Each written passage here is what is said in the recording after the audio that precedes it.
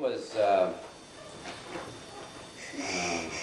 in Plymouth, Massachusetts.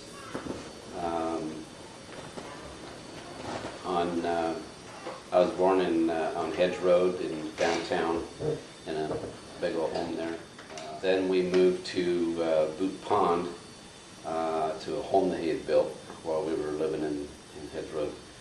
And I spent most of my early childhood right there through about first grade, I guess. I remember kindergarten, first grade, a few things. My dad was in the heating oil and furnaces and heating type. He fixed people's boilers and heaters and all of that.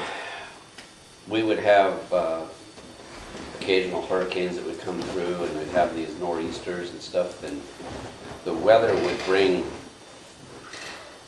when it came from that direction, would bring a storm in that my brother Bill could not live.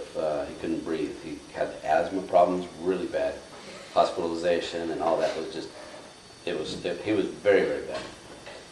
And I know that all the hospital stuff was financially really hard on my dad. He had very wealthy parents, but his dad had a philosophy of everything that we have gets given to the daughters, and the sons, which he happened to be the only one, they can have their own career and they can support themselves. So what I leave behind is going to go to my daughters. So he didn't get anything out of the inheritance, but what happened was we had to move to Arizona and live for my brother Bill. The doctors told him, you got to take him to a dry climate and out of this condition, or he won't live. You know, you're not going to get to the hospital in time sometime, and it's going to be over.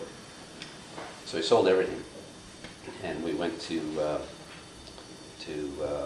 place called Tuba City, which was nothing more than a trading post on the Navajo. My dad got we moved first to Flagstaff, and he tried to get work there. I remember living in a little motel room. In fact, there's a funny story about my mother